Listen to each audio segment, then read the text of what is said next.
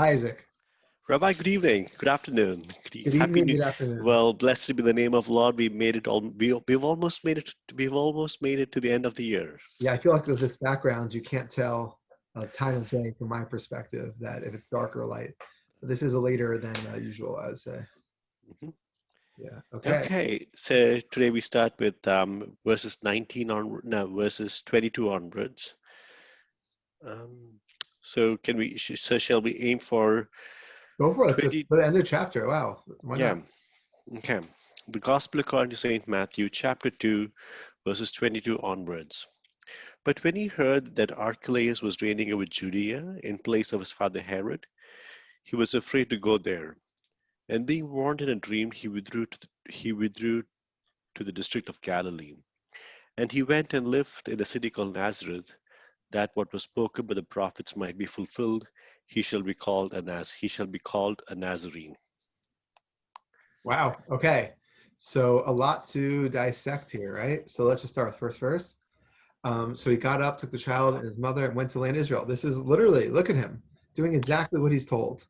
So, so when it says the land of Israel, like really, which part is this? Is What a Samaria, great Judea? what a great question. So the answer is it's really hard to tell because let's think of the map of Israel at that time. So first of all, we have Idumea, which we know Hmm. Herod was an Idumean, which is on the southwest border, and then we have Judea, which is the heartland of Israel. That's where Jerusalem and Bethlehem are. And Hmm. then we have a Philistine area to the east of it. And if you go north, which we're going to see Jesus eventually goes north, we're That's going to see Galilee. that there the Galilee area. But the Galilee also, if you don't go north, but if you do go immediately east, you get the Jordan area. Jordan at that point was actually part of Israel. It was definitely ruled by Herod, and it was bequeathed by Herod to his sons as well. I think it's called Perea at that time, but that's Transjordan Jordan. And if you think about it from a biblical perspective, that 2.5 tribes, namely Manasseh, Reuben, and half the tribe of Gad, were living, they asked Moses to live in that area. So the land of Israel would have included parts of Jordan, parts of Syria, parts of Lebanon, and only part of Israel. The southern part of Israel past Beersheba, which would have been a desert, probably would not have been included in part of Herod's kingdom. So we actually see this really interesting thing that Judea, Idumea, and Samaria would have been in charge. Archelaus would have been in charge of it. Yeah. It would have Uh-huh. included Jaffa as well, the Tel Aviv area. Mhm. So it's really interesting because King Herod, his kingdom would have been broken down into those 3 pieces. So he would But have Gal, ruled that as well. yeah. But Galilee would have been ruled by Philip. Philip ruled over Galilee. Philip as in, No, Galilee would have been ruled by Antipas, which we're going to see. sorry, yeah, Antipas. Yes, Antipas. Yeah, Philip would have been like also called, I guess, Herod the Second, would have been the original hoping to be ruler. Once Miriam's kids of Aristobulus and Alexander were executed in the year 7 BCE, I guess Herod II Philip would have assumed that he was going to get it. I guess they weren't sure that ethnarchs and tetrarchs were going to take place. So when it was finally broken down into pieces, Antipater and Archelaus got pieces of what the Herod's empire was. Hmm. So there's the obvious question. Joseph is afraid to go back. He's afraid to come back to Judea because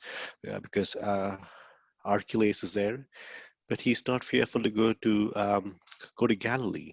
Now, isn't Galilee also governed by one of Herod's son?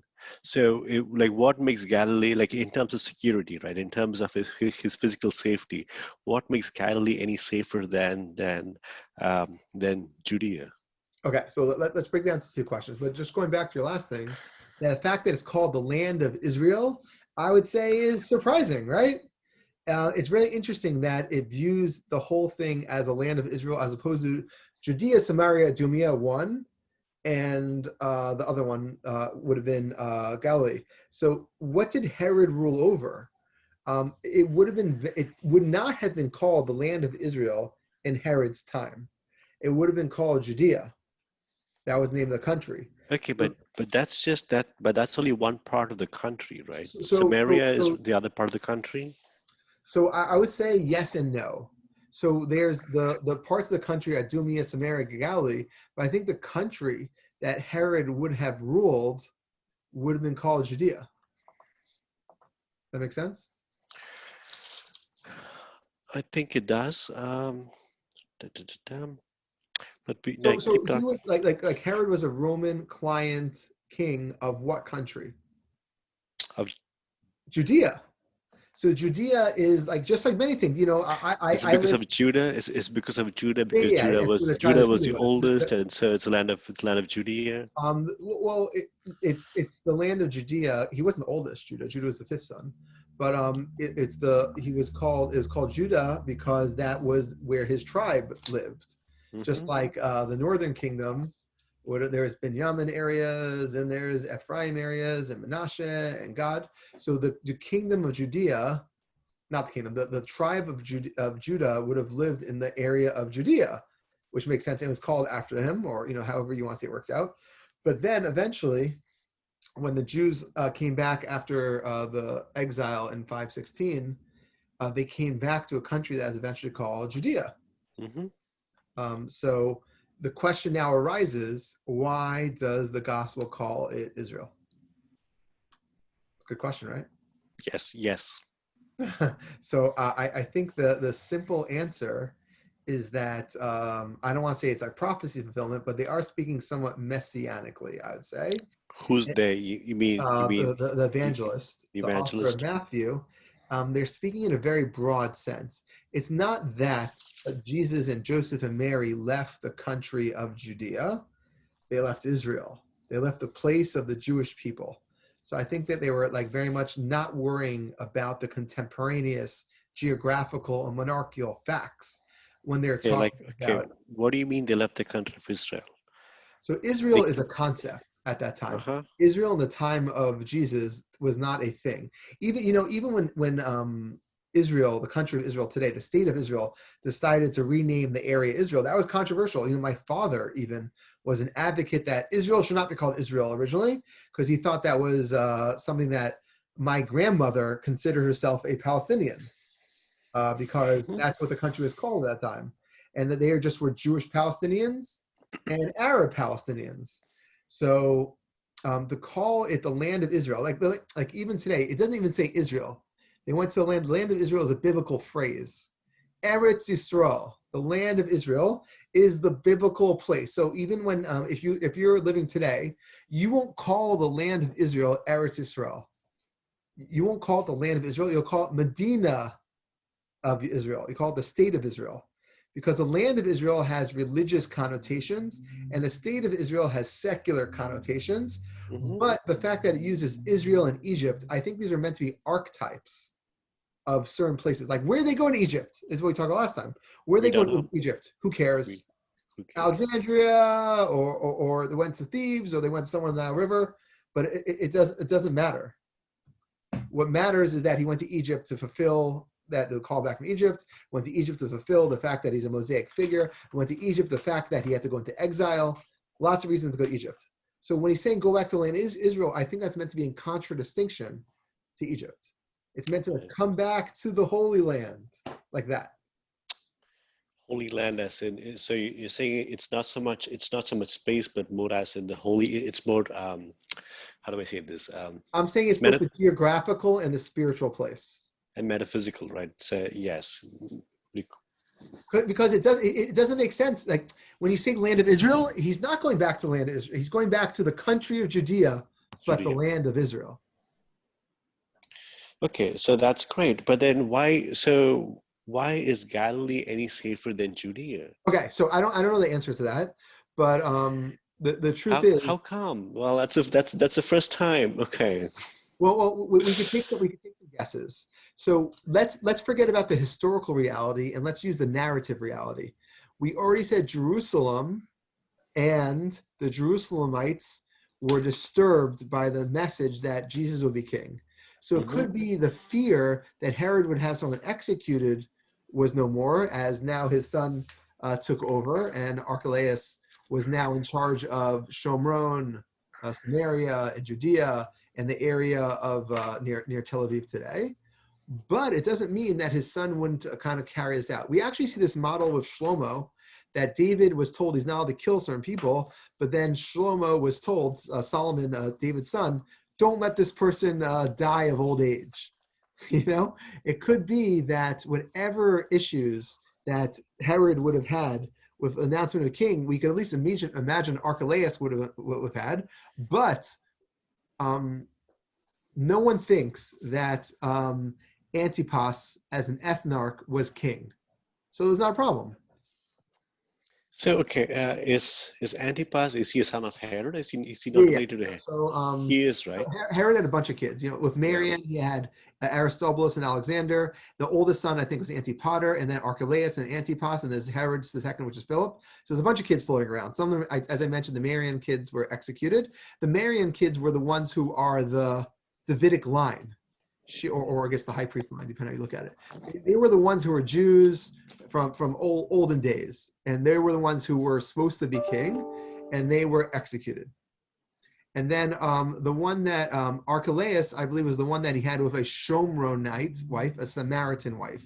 And I think that's something that we also have to take note of, that a Samaritan, you know, depends on how you view their Jewishness, but Archelaus would have been a Samaritan wife. So it also made sense that he was this area. He was older than Antipas. It just like, he was definitely viewed, I think the word is ethnarch versus tetrarch, that the ethnarch, he was in charge of his ethnic people. He was more in charge, where if you look at the areas that Antipas was in charge, again, the Galilee, the Syria, it was not the heart and soul of the land of Israel, to say the least. It wasn't Judea. It wasn't the place. Wasn't Judea. Okay. So did that? I feel that's like at least a start of an answer. Yeah. To understand that how they were spread out a little bit differently. I mean, but in the end, it's a place full of, it's part of Israel. They both were Jewish cities. They both were Jewish towns, and so it's not Judea, but it's Galilee, and yeah. So again, like Archelaus is not going to play such a part in our history of Jesus, because Jesus, as we know, because of this fear, he's going to go to Galilee. And I guess the question, you know, can we have started Jesus' story from the Galilee? And the answer is probably yes. All this pretext, chapter 1, chapter 2, as we know, it doesn't show up in Mark. It's all a pretext to this. So it's interesting. So when he heard that Archelaus was reigning in Judea, so in place of his father Herod, he was afraid to go there. So that totally I think that makes sense. The New Testament explains this, why he was afraid to go there, right? Because well, it's a dream, because he had a dream not to go there. He had a dream to go to Galilee, and so that's the reason why he didn't. He chose to enter Galilee and not to Judea. No, I'm just saying about that. This makes sense. That we talked about, if Joseph thought that Herod, that Jesus was going to be crowned in the way that David also wasn't the son of a king and yet was crowned. So it was possible that So let me put it this way: I'm going to arrive and it's going to be amazing. And once he heard that Herod Archelaus took over, that dream was up. The second that Herod died, I guess he had to go to the Roman Empire to get permission, Herod Archelaus, but he still, you know, that made sense that once he took over. It's really interesting. He didn't like immediately. Yeah, sorry, go on. Yeah. So it looks like this dream here has got two parts to it. The dream said, don't go to Judea, and the dream also forced him to go, or it forced him to move to Galilee. Wait, I understand. Where do you see it says don't go to Judea? I don't. Well, okay, he did move to. In 22, when he heard that Archelaus was reigning in Judea in place of his father, he was afraid to go there. But being warned in a dream, right? So was it the dream which warned him, and is it that which made him fearful, or is it? So my question is, was it the dream? Was it that which made him fearful to say, "Don't move over here," or is it because of his fear that the answer came to him in a dream? It's totally unclear. Like the fact that he went to the Galilee makes sense. That he had to go back to Israel because the angel said, "Go back now," right? Mm-hmm. So you're hypothesizing that maybe there was a fourth dream. He was warned in a dream. So the question is, was the warning from the earlier dream that, like, namely, Herod is going to search for the child and kill him, so take him and run, part of it, or maybe or was this a fourth dream? I'm not sure, because this is the first time that we don't have an angel of the Lord kind of making it explicit and explicating the fact. So I feel you could learn both ways. I'm very unsure. Okay, so let's is there anything special about this dream, or is it just another dream? Is there anything special which Again, like, differentiates what this we dream from noted, the other dreams? what we noted in the, if this is a fourth dream, what we noted in the first three dreams is that the angel of the Lord intervenes to kind of, when they need a plan, when they need help, when they need protection. So this would fit the model of that kind of dream. Okay. Okay, where'd he go? Galilee's big place. So Yeah, it's a big place. Tiberias wasn't founded yet, so he couldn't go to Tiberias, which is like a beautiful city. Svat, I think, was there. I don't know, but the main city, Sepphoris, was definitely there. There were other cities to go in the Galilee, but he chose Nazareth. Nazareth, he went. Why? Again, to fulfill that which was said through the prophets. But did he know? My question is, was Joseph consciously thinking as a prophecy, I'm going to fulfill this? Or is it just he probably he chose there, probably he chose to live there for his trade of his, or for other reasons. But the evangelist kind of frames this in the context of a prophecy. Well, what's interesting, of all the Bible prophecy fulfillments Yeah. that are made fun of, because there are some, I feel like this one is made fun of the most. The reason is because in Greek, it is the same word, but in Hebrew, it is not the same word. So in Hebrew, it says that someone will be a natsar. So if you imagine the word pizza, pizza, whenever we want a tsa sound, in English, we do ZZ, pizza. That makes sense? So in Hebrew, the word is natsar, with a tsa, and nazir is a different letter, Z. But in Greek, they wouldn't be able to differentiate. So it actually says he's going to be a nazir, natsar, which means a branch. And over here, Nazarene is a completely different word. So again, so this is one of the harder ones. Like only a Greek speaker would have made this this interpretation or this biblical fulfillment. But I think it does. So to answer your question, no, I don't think he went to Nazarene because of that, or Nazareth, right? What we would call it. But I do think it's an important point that it's making about how to see the Messiah and to be this kind of person. Okay, and could you could you restate that point which you said this is making? What is this making? So again, what? It's another Greek fulfillment. Sorry, another prophecy fulfillment. But this one is a little bit weaker than most because it does seem that it's at least it looks like it's based on a bad translation more than most. Because number one if I had asked you, let's just pretend this is what the verse says. If I asked you, number one, is Jesus a Nazareth? Is Jesus a Nazarene? You would say, I don't know. I think he's a Bethlehemite. Like, do you consider at what point do you consider yourself a resident of a city such that you claim status? It could be, some people say when you pay taxes. Some people say when you put a mezuzah on. So Okay, yeah. So the question becomes, in what way was Galilee different than Judea? Yes, I mean these are two different cities. They governed by two different people. Two different countries. Two different. Okay, but culturally were they different?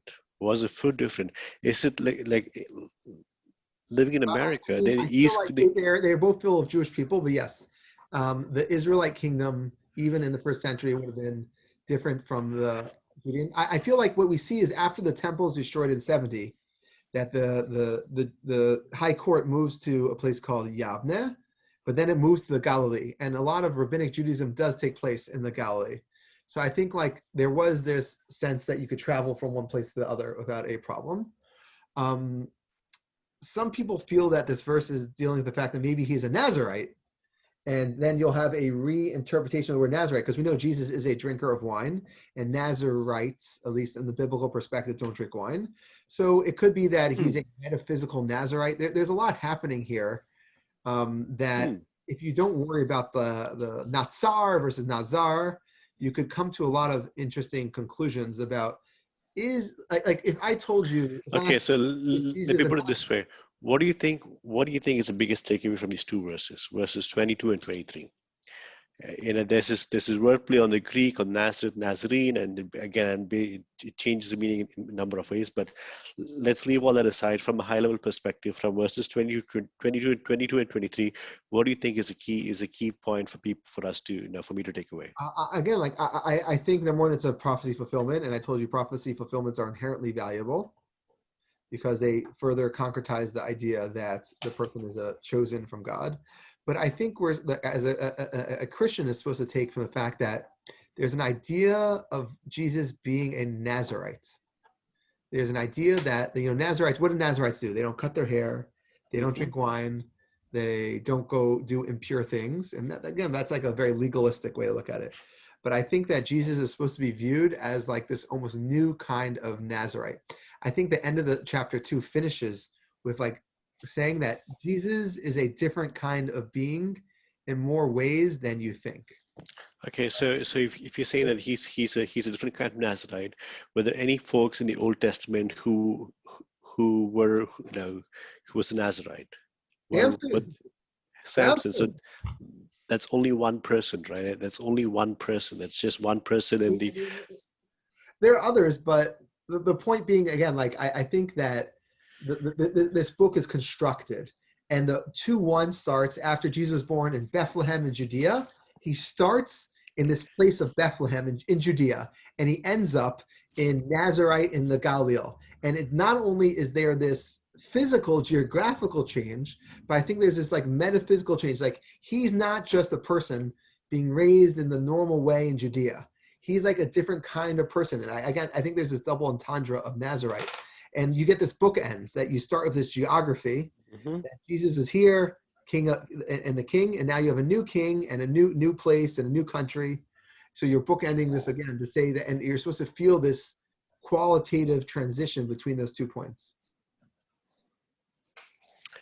On that note, I think that's a good place to stop. Rabbi, thank you. Wow, 2 chapters Two completely. chapters. Amen. We've finished 2 chapters.